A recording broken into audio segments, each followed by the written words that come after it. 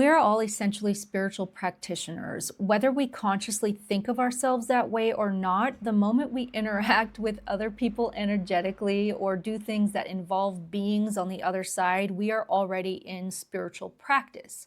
A big part of that is simply keeping yourself clean, making sure that you have permission and using certain protections.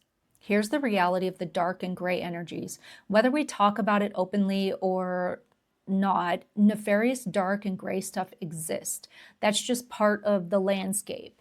I think the more that you are out there doing your gifts and trying different things with them, the more your light is shining. And the brighter your light is, the more attention it draws. These beings tend to be attracted to that. Why light draws attention?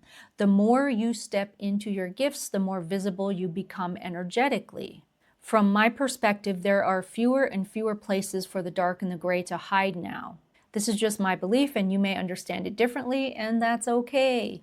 I'm not trying to say this is how it is. This is just how I see it. Planetary vibration and exposure. I believe the vibration of the planet is rising. Because of that, the dark and gray can't hide as easily anymore.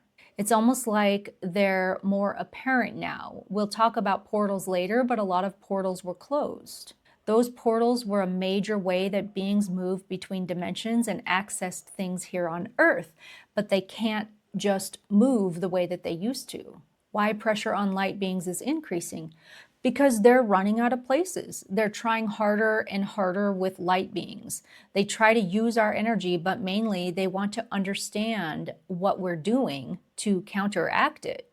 They try to understand our gifts, sure, but really they need to know what our psychic protections are so they can do things that benefit themselves.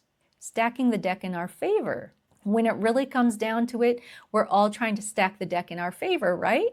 That's something Raymond Grace used to say. He was my energy hygiene mentor. I recommend reading his books and Eugene Morey's books as well. They're easy reads and will only build up your energy hygiene creativity. Those books are The Future is Yours, True Stories about Dowsing, Spontaneous Healing, Ghost Busting, and the Incredible Power of the Mind by Raymond Grace, and a PDF, Techniques That Work for Me, also Raymond Grace, and Exorcism, How to Clear a Spirit-Possessed Person by Eugene Morey. There's nothing wrong with stacking the deck in our favor, but obviously they want to do that too. Any being wants to do that. They're also here doing their mission just like we are. Sovereignty and boundaries. I don't believe that they don't have a right to exist, but I do believe that I have the right not to be infiltrated by them. I have a right not to be negatively affected by them. Energy hygiene is about recognizing that sovereignty. What this class is teaching you, what I'm teaching you here is simply how to step forward in that sovereignty, how to interact with the worlds around us while keeping yourself clean, how to use awareness, permissions, and protection so that your gifts and techniques remain yours. That's it. That's the foundation of energetic hygiene.